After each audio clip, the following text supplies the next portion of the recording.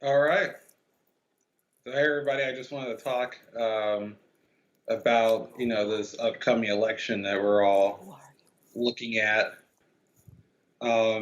So, today is March 10th, and we're looking at six different states um, in this election. Um, it's kind of known as the second Super Tuesday.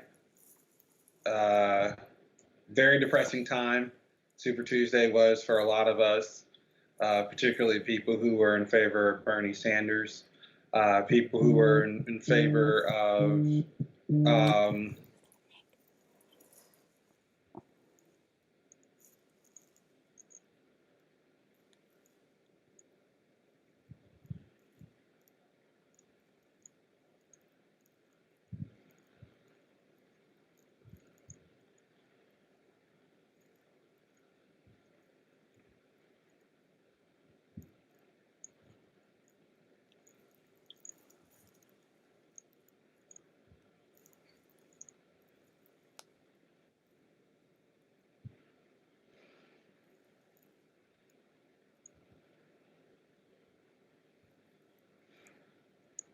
I also wanted to do this because my life right now is kind of a disaster too. Personal and private and political, and it just keeps on getting worse, and I can't escape it. So I wanted to do this recording kind of in testimony to that too, um, but kind of focusing more on the political climate. Uh,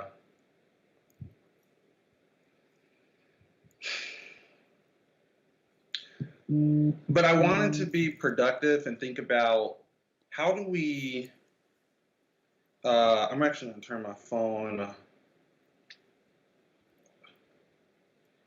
can't turn this off. It's so ridiculous. Um, Sorry, I keep on getting distracted. But I wanted to talk about what all this actually means, as we're heading into the 2020 election. Right now, Bernie Sanders is slightly losing to Joe Biden, who I like to call Crow Biden, Jim Crow related. Uh, but this is happening right off of the hills of 2016 when Bernie Sanders lost the Democratic primary to Hillary Clinton. And it gives me a lot of time to think about um, what was causing, Bernie Sanders to lose the election. What was causing Bernie Sanders to lose to Hillary Clinton, and why would people vote for Hillary Clinton over Bernie Sanders when he clearly had a better alternative uh, in terms of a policy agenda than Hillary Clinton? And I would see that the media would often spin the story against Bernie Sanders that would make it seem like he was either irrelevant or radical, extreme, and the type of policies that he's advocating for are widely accepted elsewhere in developed countries. So Medicare for all. Medicare for all is a universal healthcare system um, that industrialized countries all over the world have. Um,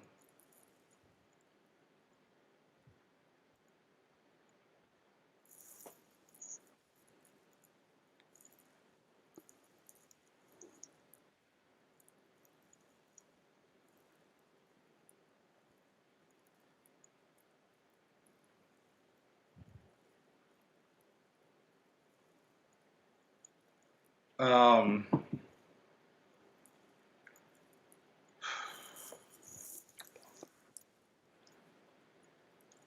so we're going to cover tonight is I do hate that I keep on getting interrupted. Uh, I don't get to have a private life anymore. I always have to be maximally stressed about what other people want. Uh, but along with the politics, that's just where I am right now. Um, and so it kind of puts me in a low place.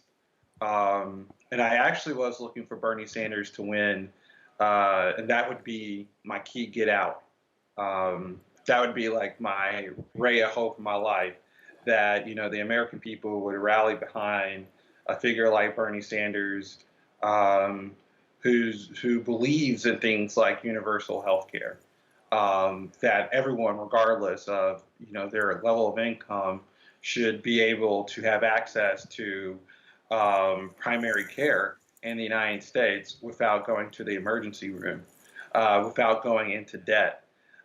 These are very reasonable policy positions to be behind, and he's the only candidate who's outwardly is support of those policies. Um, Otherwise, most of the other candidates were outwardly against that. And that really should speak to the spirit of the Democrat Party, that you would have people like Amy Klobuchar even dare run um, for president. I think that was so offensive to see someone like Amy Klobuchar on the national stage, someone like Buttigieg or uh, Beto O'Rourke, Joe Biden. I mean, all of these characters are actually extremely offensive to me personally, and they are actually really offensive to my sense of humanity. All of these people are a lot smarter than me. Everyone knows that we have a healthcare crisis, and they would openly admit that we have a healthcare crisis. Yale just released a study that showed that 70,000 people um, die every year simply because they don't have health care insurance inside the United States. That's absolutely ridiculous. And I don't know why I have an emotional attachment to that reality. I don't know why I'm emotionally pulled by the fact that 70,000 people, those are moms, dads, brothers, sisters, uncles, aunts, grandparents, this, that, and the other, neighbors, um, these people are dying needlessly. It's not because they have incurable diseases. It's not because they've been inflicted by some ill will. It's simply because they can't afford the life-saving care that they need. People ration their insulin to the point of death. That's absolutely derelict in the richest country in the world, that we actually have a system where people actually have to ration their insulin due to diabetes and die. Um, and then to see that there's people, like I say, these political figures have gone to better schools than I went to.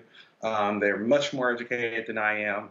And they actually, are academic savvy in that way. And yet, these facts don't move them. It's kind of like, oh, okay, it is we would prefer better outcomes, but ultimately our allegiance is to maintaining the system. And so that's one of the things I want to talk about as we kind of cover this primary election is, what are the different type of mechanisms in our society to get people to end up voting the way they do, ultimately against their interests. And I think voting is not just what you cast your ballot as, but it's actually how you live your life. The way you live your life is essentially a vote of some sort. So it's not just the literal vote, but there's a figurative vote as well. Um, and one of the things that I realized when I went to college, and I still accuse professors that a lot of my college classmates of this, but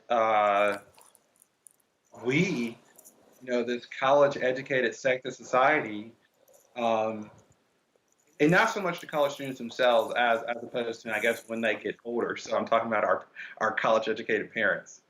Um, we're responsible for a lot of the inequities in America. Our, because of the way that capitalism works, we're the people who went to college are, essentially the managerial class.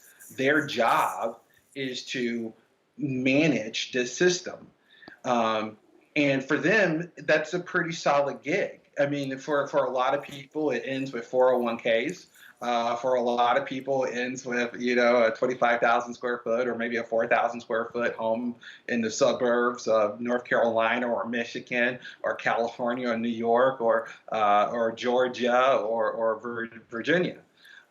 So for a lot of us in the managerial class, our lives are okay. A lot of people have health care, have job security, can send their kids to college, can afford to go to college, and things like that. And so this class of people are not really moved by the crisis because they're separate from it. The crises are abstract and remote from them. And that's what I experienced up close and personally at college. That these were people who were intellectually aware of crisis, but they were totally detached from them. They weren't experiencing themselves, and so for them, it had to become an abstraction. And not only don't they experience it, they don't know people who are experiencing it. And if they do, it's like it's really a fluke. Most people they know are in college. They're out of college. So we corner ourselves with these bubbles. And so, how do we get Trump? Well, anytime that you have this, two-party system where people have to be on the left Democrat, on the right Republican, you end up throwing a bunch of people in the same group who probably don't have as much in common as the system is kind of simplifying them to have, right? And so people who typically are white, typically who are professional, typically who are middle class, are not going to have the same political expectations nor interest as people who are going to be black, lower income, or Latino and lower income. These people on the whole are going to have different interests. Why? Because what do we find? That the majority of people who are dying from the lack of health care are either low income whites or black and brown people. So not middle class suburban people. So this is already going to kind of fractionalize the party because what this is going to do is set prioritization. What are we going to prioritize as our political issues? Well, right now, one of the big things that's being kind of demonstrated by our politics is the prioritization of getting Trump out of the White House versus securing health care. So I have to ask the Democrat Party, what's more important to you? Getting Donald Trump out of the White House or ending the absurdity of 70,000 people dying a year? Well, lucky for you, there's a choice that you can do both. We can elect Bernie Sanders, and we can end the absurdity of 70,000 people losing their lives in the absence of health care every year, and we can get Donald Trump out of the White House. So what's depressing? What's depressing is that I don't know what's wrong with my country. This has actually caused a lot of angst for me. It's actually hard to put in words what the lead up to this moment has meant to me, and I don't want to be too expressive here what this actually means. But this is genuinely probably the most important election, certainly in terms of the climate. This may be the most important election ever that there had ever been. And I don't mean to be, again, so hyperbole. It just happens to be the United States is the most powerful economically and military country in the world. And so that puts a huge amount, Spider-Man, with great power comes great responsibility. We have immense responsibility here. And so our elections do matter. They're not just things that we shouldn't pay attention to. But also, at this moment of time in history, it's so urgent. It's so important. It's so surreal. It's hyper real. And we're making the wrong choice. We're putting a Jim Crow MBNA credit card scam salesman at the helm of the party. It's really Joe Biden. In case anybody didn't know what I was talking about. Joe Biden, the senator from Indiana, Joe Biden, who is clearly, and this isn't a joke, might be suffering obviously from some type of cognitive decline, but very well dementia. I mean, this is actually starting to look. It's actually kind of sad in the sense that this is actually a man who is suffering, and it's clear. It's clear this is a man who is suffering from cognitive decline. And his team is dragging him across. And they've even changed now their strategy. They're using the limited exposure strategy. This is a strategy that says that, you do a couple of flashy, short gigs, but you don't do any long interviews, don't ask questions, no town halls, no long rallies, nothing like that. Commercials, commercials, commercials, commercials, and then a couple stop hits. So that's the lead that Joe Biden is taking right now, because he also suffers from the same problem that Hillary Clinton suffered from. The more Hillary Clinton speaks, the less people like her, and she's not learned that lesson. She's not learned that lesson.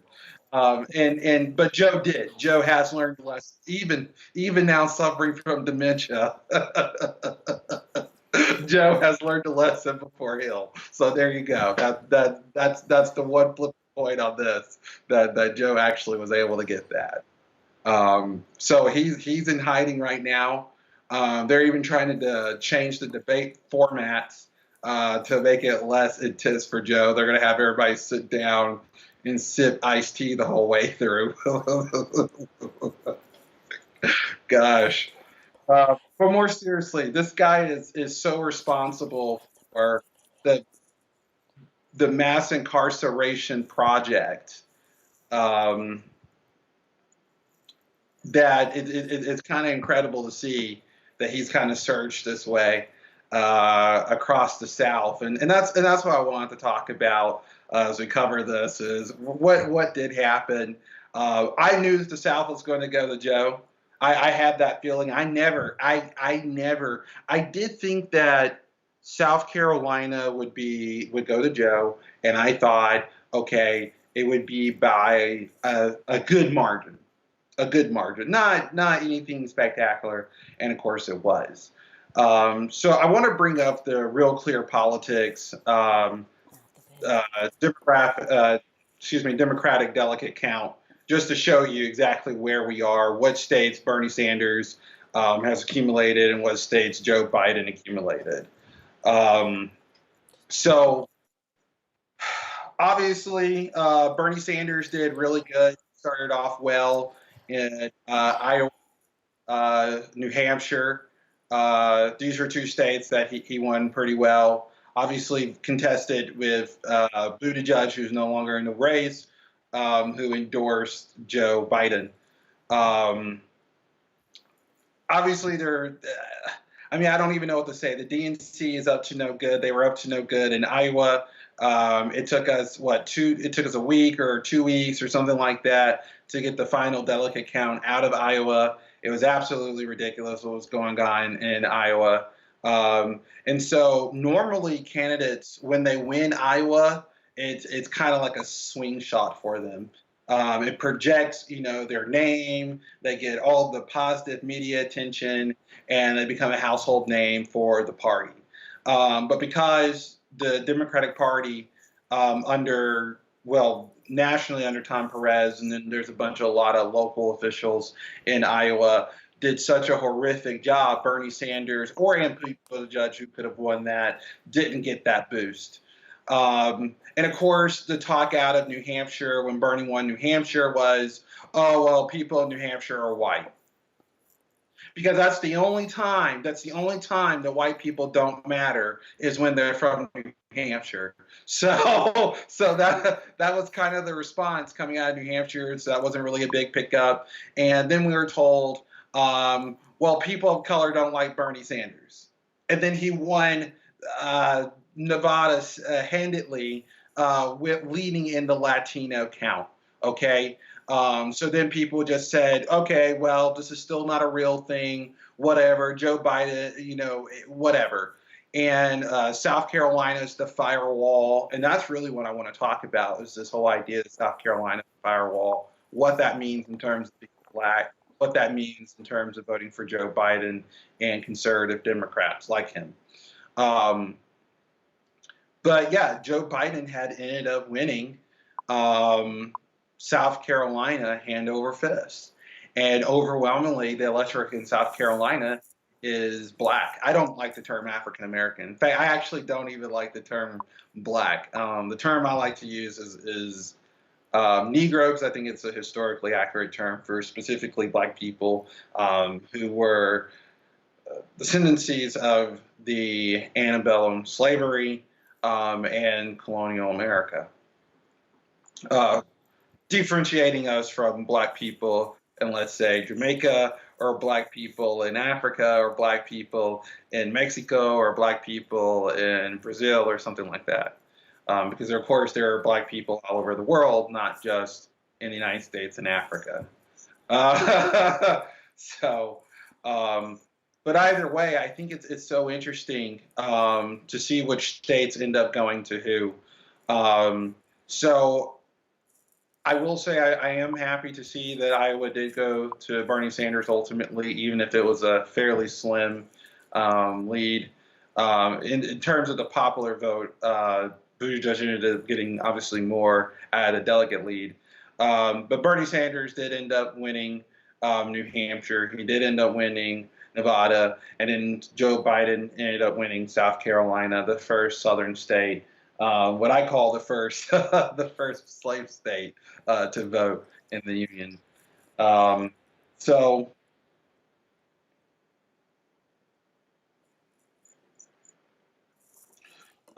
Texas ended up going to Biden. That was actually, I'm not actually disappointed by that one. That one I'm not disappointed by because I was so shocked at how many people in Texas. And again, I don't know much about Texas politics. I do know that there's a lot of, West Coast people who are moving into cities like Houston, cities like San Antonio, cities like Dallas, and making those cities more liberal and things like that, Austin. Um, and I get that the city is suburbanizing in that way, and so those demographics are changing. And also, there's a very large Latino population in Texas, obviously, that's fairly Democrat, so or at least votes Democrat. So I do understand in that sense. But I was just generally, it's happy to know that there's so many Bernie left-leaning people in the great state of Texas. So even though we did lose to Joe Biden in the great state of Texas, I will say that I am still fairly proud to see that it wasn't by large margins. It was actually quite slim. California, we won pretty handedly in the great state of California. Of course, the most progressive state in the union, or what's considered one of the most progressive states in the union. I don't think so because Nancy Pelosi and Dianne Feinstein are the representatives from California, and those are of some of the most inept, complacent, out of touch, detached, corrupt, misguided, unfortunate leaders that we've been, I would say, condemned to have. Certainly Dianne Feinstein's legacy and Nancy Pelosi's legacy in enabling the fracking boom around this country and in California, along with Jerry Brown, the former governor of California, has absolutely been disastrous for the world and for future generations. So I don't know why anybody would even say anything positive about Nancy Pelosi. She was worth $10 million when she came into Congress, and now she's worth over $100 million. Okay, so that's all you need to know. So one of the things that I wanted to also focus on in this discussion was, how are people receiving? So obviously California received Bernie Sanders pretty well, and that's a liberal state. But how are people who are considered more on the right receiving Bernie Sanders? So not just states like California, but in Washington, which we'll talk about a little bit later. But how are people who are not necessarily going to be voting in Democratic contests, and there actually are some states like New Hampshire, I think even South Carolina, where Republicans could vote in the Democrat contest. But I just want to generally, Bernie Sanders was on Fox News, and he did another town hall. And I have a lot to say after we do this, but we'll watch a little clip with Bernie Sanders engaging in the town hall segment in Fox News with Fox News viewers. These are people who are considered Republicans, who are considered conservatives, who reject health care for all, who reject $15 minimum wage, who are against criminal justice reform, who don't believe in climate change. And I think this actually speaks to something that I ran into when I was in college, and I'll speak a little bit about that after we watch this short segment. I reject the idea. I really do. That's one of the things that bothers me. And I hear it every day. I hear it on the media. I hear it from my opponents. Bernie is an extremist. Bernie is too radical. Okay, let's deal with it. Is raising a starvation minimum wage of $7.25 an hour, which has not been raised in 10 years, to $15 an hour, a living wage, a radical idea? No. Is making public colleges and universities tuition-free so that all of our people have the opportunity to get a higher education in a competitive global economy, is that a radical idea? No. Is doing what every other major country on earth does, guaranteeing health care to all as a right. I live 50 miles away from the Canadian border.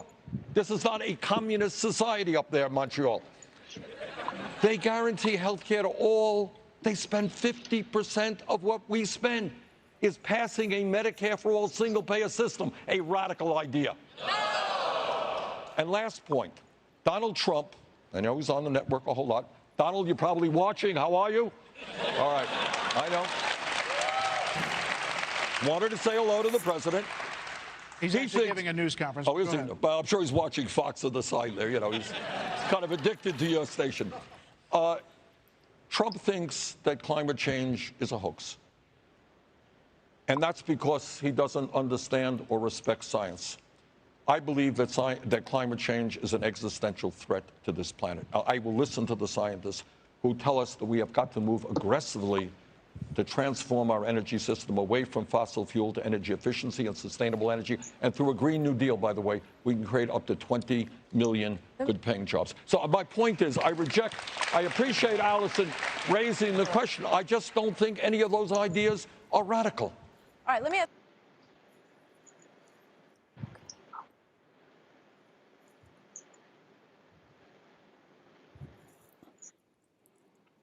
Okay.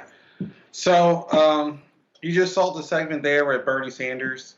I really like that segment a lot because it shows that a lot of the audience and Fox News, who a lot of people who call themselves Democrats or generally on the left are so quick to kind of dismiss Fox News viewers as these people who are just unwilling to hear what the left has to say.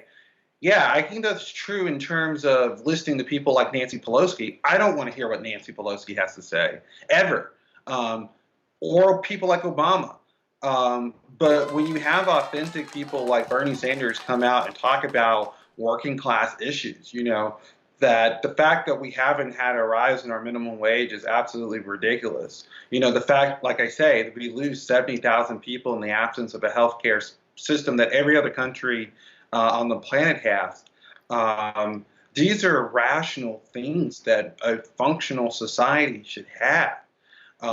And I love that he explains, Bernie Sanders in the Fox News town hall, about how we do this, that we can actually pay for these things. They're not just pie in the sky, right? So when it comes to paying for education, we know it's going to cost about $60 billion a year to ensure that every student in America can go to our public universities tuition free. Well, we also know how to raise that. For example, we just put $80 billion more a year into our military. we could have already had tuition-free college in the United States. But we chose to upgrade our, to spend that in our military. But what Bernie Sanders says is that we can just do a 2% speculation tax on Wall Street, and that will pay the $60 billion that we need to pay to make sure that everybody can go to college. And think about in terms of equity. Think about in terms of equality. Think about in terms of softening the impact of racism in our society. Think about the terms of social mobility that creates for people who are black and brown, people who are poor white. And I don't know if middle-class white people think about things like that very often. And I hate to say that, they just don't demonstrate that in their lives. Or at least not the white middle-class people I know in my life don't seem to demonstrate that. A Democrat and Republican alike. But that's the impact of having universal programs like tuition-free college. And in countries like the United States, the richest country in the world, we can achieve those type of things. Universal health care, what does Bernie Sanders say? Well, we can save $450 billion a year under a universal single-payer Medicare for all healthcare system. That's incredible. And people are talking about how are we going to pay for it? And I don't even know how to respond to things. I literally don't know how to respond to questions like, how are we going to save? How are we going to pay for saving $450 billion a year? You pay for it by saving the $450 billion a year. Jesus. And Bernie Sanders, he explains, you don't pay there's no copays, no deductibles, no premiums. Yes, your taxes go up. And that's another thing about this whole debate is that people say, you'll hear this a lot, is that people on the left, liberals, all they want are handouts. They want something for free. But then they say, oh, they're going to tax you. If you're being taxed, then it isn't for free. I don't understand how people don't make that obvious leap, that if you're being taxed for something that is not a type of, that's not free. It's free at the point of use, but you are actually paying for it. And what we're saying here is that we know how to consolidate healthcare effectively, where it can be cheaper per person and higher quality than the current system we have. And that's been demonstrated in study after study that Medicare for All is a much more effective system than the death care that we currently have that kills 70,000 people every year. And again, I just want to point that out. 58,000 people died in the Vietnam War. From 1955 to 1975, 58,000 Americans died in the Vietnam War. 70,000 Americans die every year because they don't have health care insurance. Because they don't have insurance. So people are saying, oh, the Viet Cong are going to come and get us. No. Aetna's going to come and get you. Blue Cross Blue Shield is going to come and get you. And you've already been got. What are you talking about? We're paying the highest healthcare premiums in the world. And as soon as you're sick, as soon as you, the healthcare, it's a crisis, people. It's a crisis. So what are the other policies? The Green New Deal, responding to climate change. This is obviously got me the most depressed about American politics, is that it's absolutely clear. It is absolutely clear that Joe Biden is just not going to respond sensibly to the climate crisis. Like Donald Trump's not going to respond sensibly to the climate crisis. And I think most pivotal to take from that is that American politics doesn't know how to prioritize this crisis, right? So Bernie Sanders actually has a plan, a Green New Deal. I don't think that it's adequate enough. I don't think that it will. Unfortunately, we left this in real terms too late for a lot of. But that's the decision that we made. That's a choice that we made on the climate front. But, Bernie Sanders is saying that, the same thing that I'm saying is that it's never too late to do the right thing. And although I don't know if you can say the Green New Deal is the right thing, quote unquote, it's at least a recognition that we are in a crisis and that we have to do something in response to that realization. Whereas Biden is he's still saying we have to frack our way to hell. He's still, this is the Jim Crow candidate is still saying we have to frack. So it's not even 2016, it's 2020, and he's still saying that we have to frack. And that's how I know that I don't believe in religion, but that the devil does exist. And at the point that you can look future generations in the eyes in the year 2020 at almost 420 parts per million CO2 in the atmosphere, while we are clearly on an abrupt warming trajectory according to our best science, and as a Democrat, Joe Biden says still we're going to frack, is simply to say we're going to end the prospects of life for future generations. And I'm a Democrat, and that's why I'm so to see college professors go out and vote for people like Hillary Clinton, to vote for people like like Joe Biden. To me, it is a sort of cultural suicide to have these type of contendants and candidates run for presidency. These people are not serious about governing the society. They do not care about the crisis that everyday people face. And it doesn't make sense to me that, well, let's keep on looking at the real clear politics, popular vote. So that's another part of this kind of horror of this night show, is that you're actually seeing in the Democratic popular vote that hundreds of thousands of people are coming out and voting for essentially. So South Carolina, Joe Biden wins by 150,000 votes. Absolutely stunning in South Carolina. Alabama, hand over fist. Of course, the former slave state of Alabama goes for Joe Biden without question. Alabama. Arkansas goes for Alabama for Uncle Joe Crow. I call him. That's my new name for Joe Biden now. Uncle Joe Crow.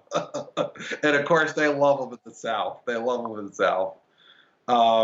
He wins Maine, which is absolutely stunning. So right as you're kicking the South in the face for voting for Uncle Joe Crow, he wins the most northern state, other than Alaska. MA is Massachusetts, and that's a really shame on Elizabeth Warren. Elizabeth Warren is, oh man, I didn't think I wanted to talk about her tonight because she's such a disappointment in so many ways. I think I'm just going to skip that because I don't want to offend so many people. I have nothing good to say about that woman. And increasingly, Elizabeth Warren, please just disappear so that you don't completely destroy your reputation. Hillary Clinton's not learned this lesson. She was just on the news or something earlier this week, and it was an absolute disaster for her. She's still a disaster. Don't do the same, Liz. Is M in Minnesota? I think that's Minnesota. They went handily for Joe Biden. Oh, no, not really. Only about 60,000 votes. North Carolina, about 200,000 votes went for Joe Biden, my own state, which I call the tobacco state. I went to Tobacco Town High School. So I was disappointed. It hurt, but I wasn't too surprised that my state ended up going. Several of my family members voted for Joe Biden. That was heartbreaking. It was very heartbreaking for me. Oklahoma voted for Joe. Oklahoma. Tennessee voted for Joe. Texas voted for Joe. Virginia voted for Joe. Oh, man. Oh, we're watching this. So Michigan is going for Joe. About 50,000 votes in Michigan. Mississippi is going way for Joe. In the great state of Missouri going for Joe. So it's a continued blowout.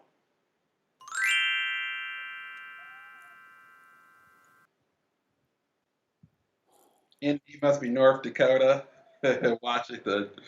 We'll see. We'll see. Um,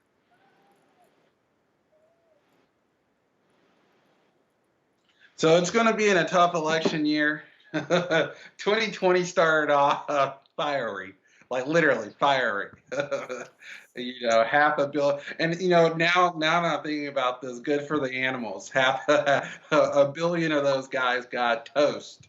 But man, did they get out here early. But we're really looking at this, and it's going to be a gutter ball for Bernie Sanders. But it's really not just Bernie. It really is for the 70,000 people who won't make it next year, or the year after that. It really is. It really is a gutter ball for the people who thought they were going to grow up and be old. No, you're going to get slammed by climate change. It really is a gutter ball for all those people who have $1.6 trillion of student debt going after them. And you know what? Since Uncle Joe Crow is going to win this, I hope he loses to Trump. I really do. I will vote for Trump if Joe Biden, and I want to pledge that. I want to pledge that now that I will vote for Donald Trump if Joe Biden is the Democrat nominee. I refuse to vote for Jim Crow incarnate, even if he has dementia. Even if he has dementia, I refuse. So Joe Crow today, or maybe it was yesterday, but in the relatively near future, was asked a question on some network. I don't know if it was 60 Minutes or CNN, but somebody asked him. They said, "Hey Joe, if Bernie Sanders kept on pushing Medicare for all, and he passed it in the Senate, he passed it in the House, and Nancy Pelosi, whatever, signed off on it, and it landed on your desk, would you sign off on Medicare for all?" Guess what the bastard said? So the bastard said, no. Even if it's right there, even if he has the opportunity right there, the credit card senator, the president from MBNA is going to say no. He's not. He's going to, for the 500,000 people who declare bankruptcy due to medical debts every year, Joe Biden's going to be sticking the middle finger to you the whole way. That's what he just said. For the 70,000 families who's going to be burying somebody this year, Joe Biden said, "To hell with you." I mean, this is absolutely ridiculous that he's going to stand behind Obama's legacy. Oh man, that's another person I don't want to bring up because I really say some offensive words about one of the worst black characters in world history, Obama. And I can justify that. This is a man who stepped out on climate change. He's the fracker in chief on climate change. He gave us Mitt Romney care, national health care, that kills 70,000 Americans a year because he wanted to defend Aetna. He wanted to defend Blue Cross Blue Shield. He wanted to defend Healthcare United Group's profits. And so now we have a death care system, and he's going to make sure that we don't get a healthcare system, because if we do get a functional healthcare system, we have to repeal and replace Obamacare. And I say repeal and replace Obamacare. I say repeal and replace Obamacare because we obviously need. It's not about somebody's legacy. It's really about human lives. And Obamacare doesn't save. It does the least it can do to save human lives, and it does the most it can do to save corporate profits. So yes, Obamacare is better than Bush no care, but really those are bad choices. And but I don't know. I don't want to simply say that, and of course the consolidation of the moderate candidates is what's causing Biden to win the way he did. But again, to me, that's still not okay. I was totally stunned at the number of people who were voting for Amy Klobuchar. I mean, freaking Bloomberg told a pregnant woman to go have an abortion, to go kill her baby. I think that was the literal words he said. He told her, "Hey, boss, somebody's pregnant. Go tell her to kill it." What? So, and he's rising. He was rising to the top of the Democratic Party is such a disgusting party, and that's why people like Bloomberg can rise to the top by just showing people commercials. A guy who tells a pregnant woman to go kill her baby so she doesn't take any time off from work. I mean, that's the Democrat Party. You have a slave master at the head of the Democrat Party, Joe Biden, and you have a baby killer, Bloomberg, billionaire Republican, and he's a Republican. That just goes to show you. Well, he's a liberal Republican, so he doesn't mind. He doesn't mind telling his workers to get an abortion so they can't take time off.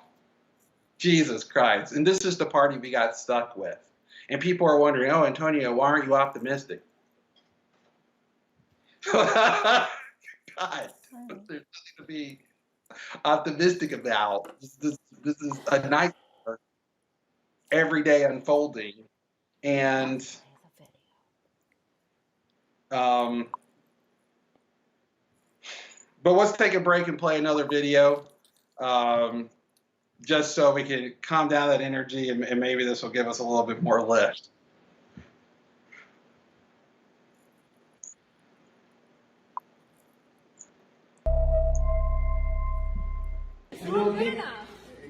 I went to a Joe Biden event and brought him a jar of coal that was taken from Bow, New Hampshire, from the coal-fired power plant there. It's the last coal plant in New England that's still operational, and there's no shutdown date in sight. Climate activists want Democrats to take a strong stance on climate change. We really need to know what your plan is before we decide that we're going to vote for you. And, he was pretty dismissive. One of their main targets has been Democratic frontrunner Joe Biden. By 2050, the United States will be 100% clean energy economy. Responding to a protester, Biden said, "Not a solitary scientist thinks we can get to zero emissions by 2030. Single solitary scientist thinks it can work." But dozens of scientists publicly disagreed with him.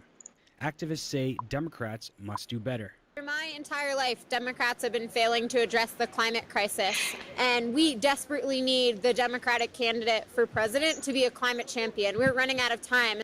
This is Bow, New Hampshire's coal power plant, the largest in New England. For 1 hour that coal plant runs, it actually emits as much carbon dioxide as the average American emits in 26 years. That's my entire life. I could go off grid and never burn carbon, and it doesn't matter, because when that coal plant goes on, everything that I've done, everything that I've accomplished is undone. We need to be fighting for systemic change. Dozens of climate activists are arrested. 70 people were arrested at a September protest to demand the plant's closure. We're just concerned about having a hazard that close to our house and where our children play outside. So if anyone in this area, New England has an electric bill, you are paying to fund this coal plant. Activists have demanded Democratic presidential candidates commit to closing the plant.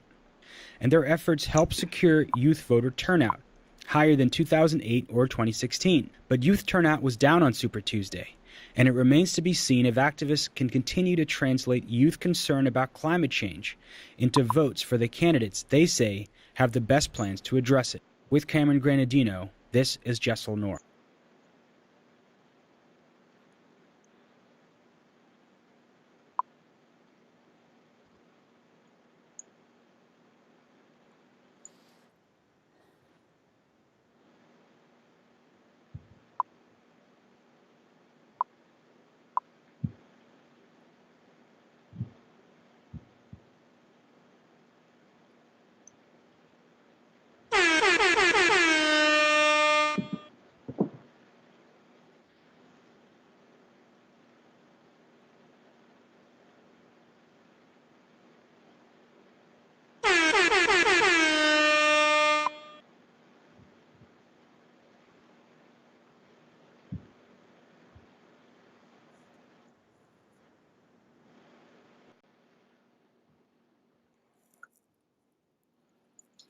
Okay.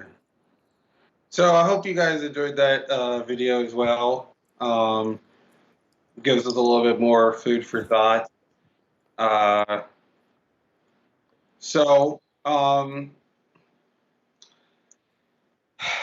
just looked at, while we're watching that video, some of the polls from the Real Clear Politics, and Joe Biden is leading pretty hand over fist in a lot of contests. So it's actually a fairly depressing turn of events that we're walking into. I think I saw he was doing okay in Illinois, Ohio, and Wisconsin, but across the board, Bernie Sanders is not looking like he's doing too good.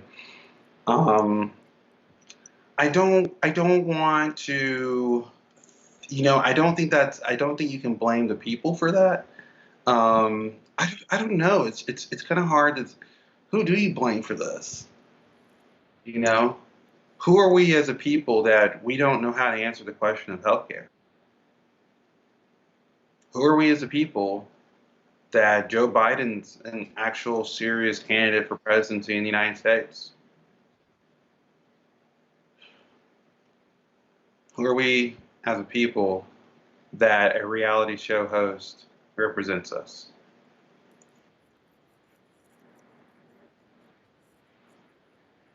We're not a people. And I think we have to fundamentally grasp and wrestle with that. We don't know who we are, we don't know what we represent, and we've lost our way. To our soldiers who are fighting abroad,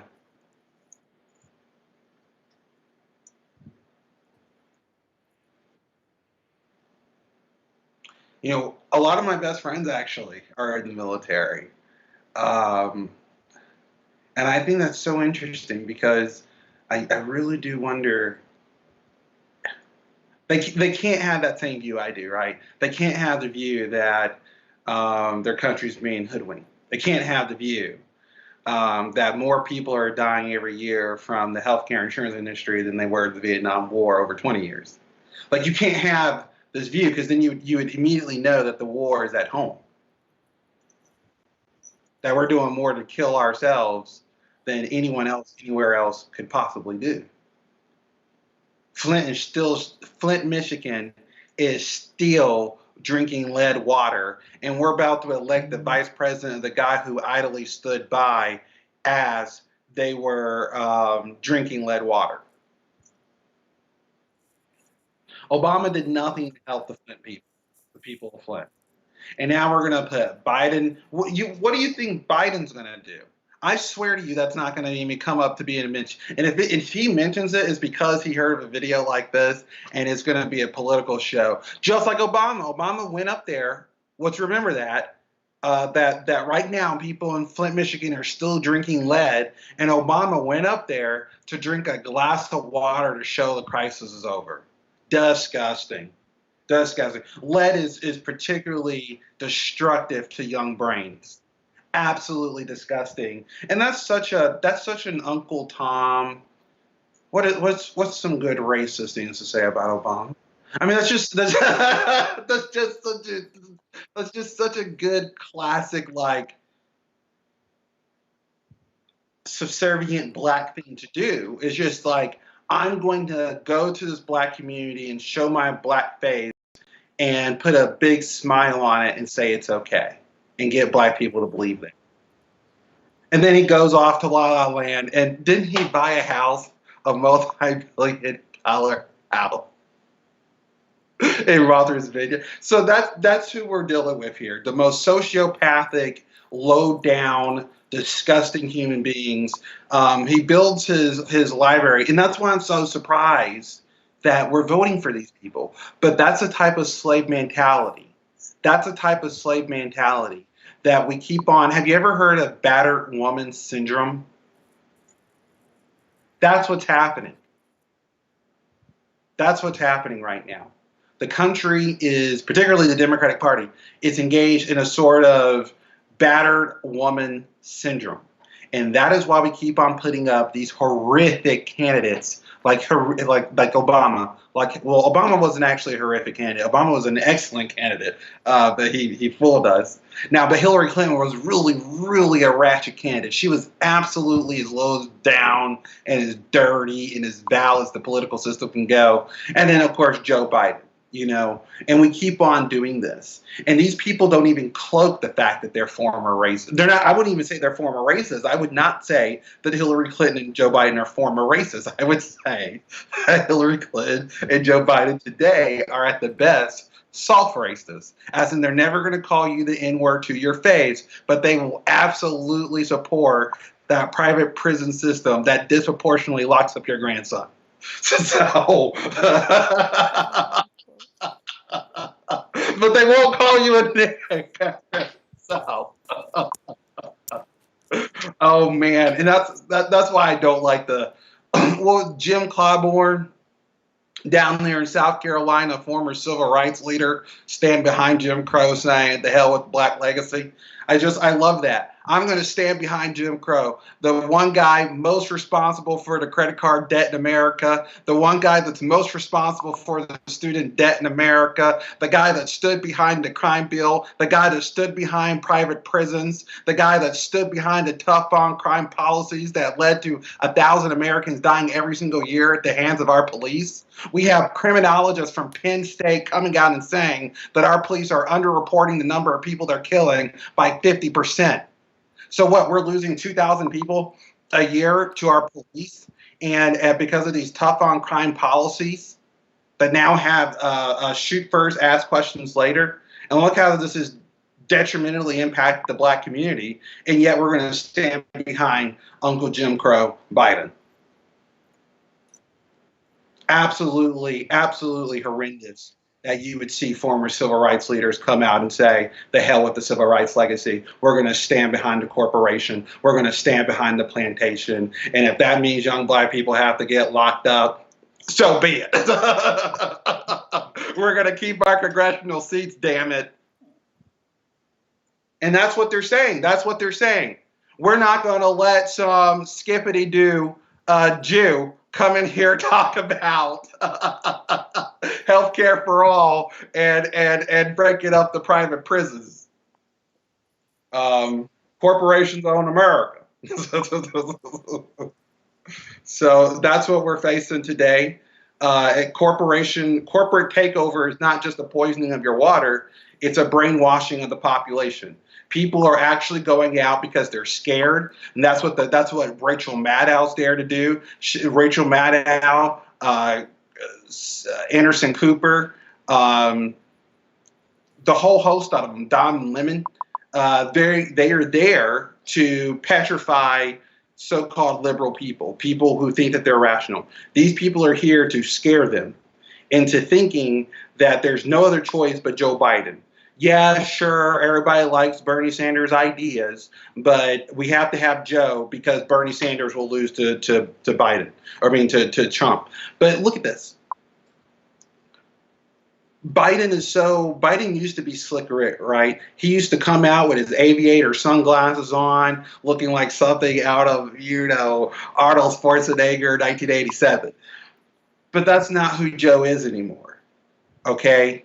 He's really falling apart. It's really sad, and Donald Trump is going to slam dunk him. Slam dunk him. It's going to be a night. You thought Hillary's robotic responses to Trump were bad. Wait until you see Joe Biden's dimensioned responses. It's not going to be good.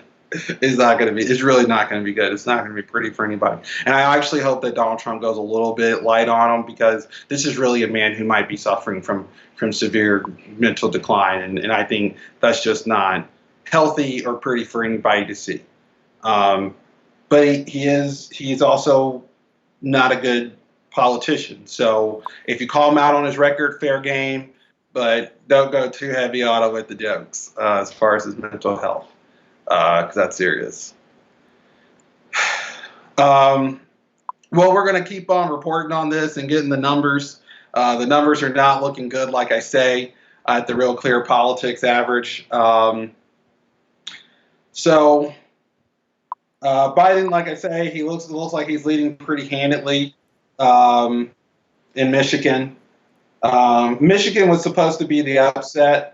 If Bernie Sanders won Michigan, it would show that he was still in this fight, that he still had a pretty good chance of coming back and really making sure to pose some type of challenge to Joe. But at this point, I'm sorry to say, that just doesn't like that. That's the reality here. So they're calling it Missouri for Joe at 49%. Oh, Mississippi for Joe at 81%. I laugh because it's like I'm counting down to my deathbed. So 6 states at a time. Missouri for Joe, Mississippi for Joe, and Michigan is 60,000 plus right now for Joe. But I will say Sanders is performing pretty decent in Michigan. He has 45 or 41 to Biden's 52. So hopefully over the night that lead lessens. We'll see. And I would say, shame on Elizabeth Warren. I know, I don't want to talk about her, but shame on her for not coming out and saying and supporting her long-term friend, Bernie Sanders. It was a shame that, he really did try to lift her and thrust her up during 2016. This is when I actually used to like Warren a lot. Bernie Sanders tried to get Elizabeth Warren to run in 2016, and she refused. Elizabeth Warren said, "I'm a good master's wife." And that's my analogy of Elizabeth Warren. Elizabeth Warren is the slave master's wife who teaches the slaves to read. That's who her agency is in our American political system. Is she's the white master's wife who's nice enough to teach the slaves to read. But she ultimately knows to her core she is married to the plantation. And notice I changed that. I don't say she's married to the master. She's married to the plantation. Okay? So she understands that her role here is actually not to upset the balance of power in the United States in the American political system. Her job is to obey. But she's kind-hearted, she's kind-spirited, right? So in the antebellum kind of mystical, romantic nature, she's soft-hearted, okay? So she's a reformist. So she says. I don't even know if I believe her now on that. In some extent, I do, because she is the brain father or brain mother of the Consumer Financial Protection Bureau, and I really do appreciate things like that. And actually, you really can't understate the fight that she put in for that. And you've got to give credit where credit is due. And I think millions of Americans owe their gratitude to Elizabeth Warren for that. But ultimately, like I say, so too the slaves who learned to read. And unfortunately, that is the role that Elizabeth Warren is putting herself in.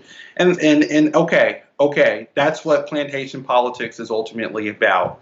That even your friends aren't really your friends. And that's what we learned from Elizabeth Warren.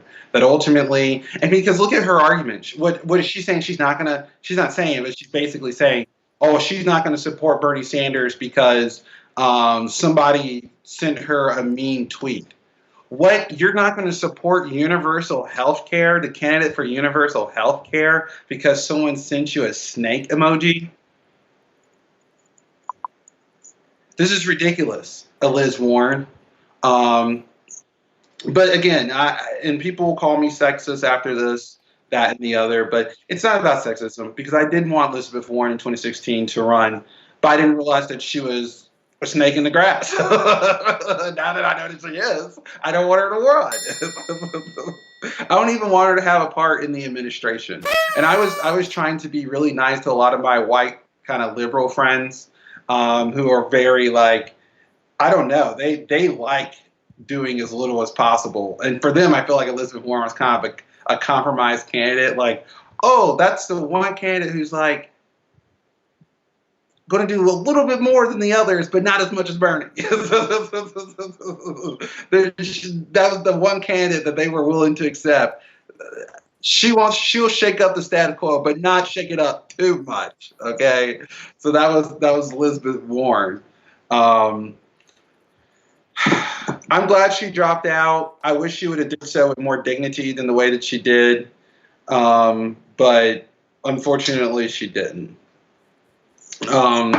It would have been really nice and consolatory to see her endorse Bernie Sanders as kind of a show of force for the progressives. I think that would have been nice in several respects because, that would show that, okay, look, there is some type of unification. Bernie is not, they've really painted Bernie to be like this maniac, like this divider, this horrific person. And really it's the Jim Crow candidate who we should be running from, not running to. But this is a classic, of course. The one Jewish carpenter who's going around trying to get everybody health care is being demonized, and the freaking credit card and chief guy is man. Whew. So this is where we are in American politics. So it's going to be another. And here's my prediction.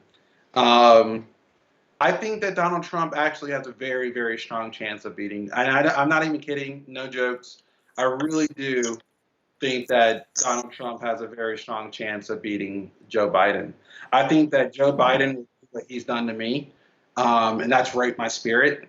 And he's probably charging interest with that, by the way, Uncle Joe.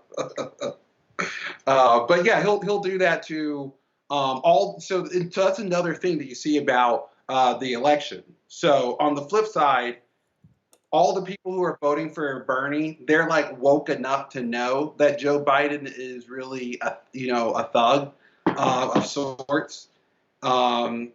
And so to see him rise to the presidency like this pro-war candidate, this pro-drone strike candidate, this pro-fracking candidate, this pro-private healthcare, private prison candidate, to see this guy rise to power is obviously going to make a lot of people not want to vote. It makes me, I don't know. This may be the last American election I vote in for a while. Like, this is really demoralizing to continue to watch this disaster show unfold every 4 years. And now that the fact that this is so painful for me is that the choices were so obviously clear. That's the part that's so painful. And also the other part that's painful is like the climate crisis is so real. Spring is here almost 2 months early.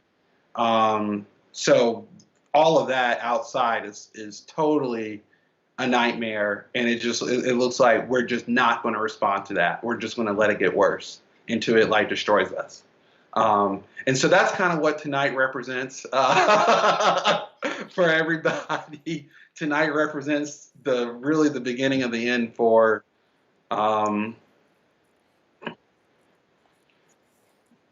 so that's why, in part, that's also why I hope Trump wins, because if Trump wins, it's going to be a steady, quick collapse. All no stops off. But if Biden wins, it's going to be this parade. It's going to be this charade of complete lunacy that we're kind of sort of addressing problems when we're only actually making them worse. So that's what we're going to get. But I actually don't think Biden will win. I think it's a very low probability, because I know there's too many people in the country who are like me, who just can't find themselves voting for Joe Biden. So, and this is another thing. This is the flip of all what the college professors say, right? I think it was Ray McGovern or something like that. I don't even try to pay attention to, the politics from that era. But apparently, very, very left candidate, and he did really, really well in the Democratic nomination, but did really, really bad in the actual general election. But now the opposite is becoming true. The centrist candidates who say don't do anything for everybody, these are people who are surging in the primaries, but they're going to get wiped out by the Republicans in the general, because they're going to depress the independent vote. And I don't even know how Joe Biden even excites the base. I have no idea how that man is exciting. Even the Jill. I mean, Jill came out. That's his wife. She came out and said, "I know my husband." She said, she said, I know my husband isn't exciting.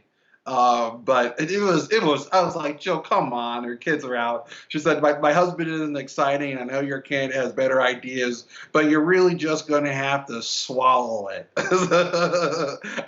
think she said, get on your knees and swallow it. I think she said something like that. But yeah, it was vulgar, Jill. And we know your husband isn't worth it anyways. So we're gonna. We've been here for about an hour now covering the election. I want to wrap it up, but before we do, I want to go back over the numbers, get the last update. Ah, God, Jesus. Oh. Whew. That was just my heart. So Biden wins pretty handedly the state of Michigan.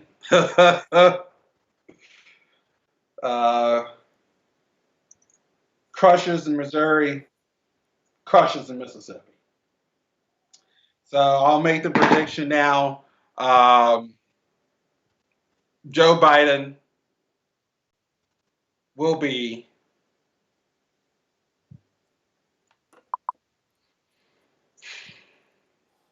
Democratic nominee.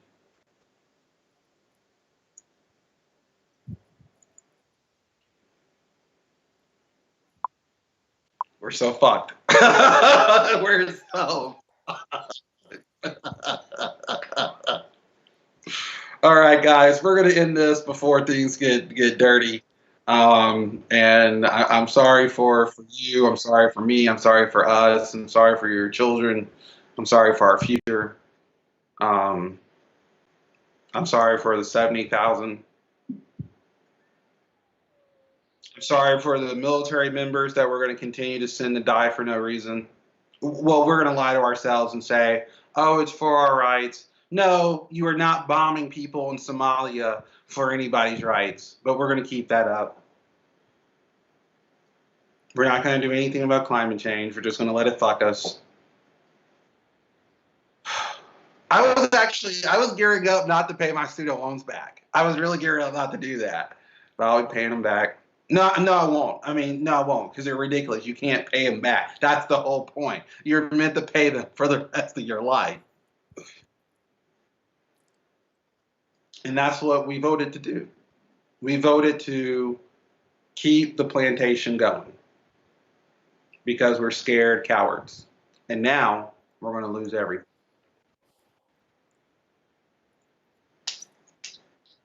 "2020 started off great." Goodbye, guys. Thank you. Tune in next time.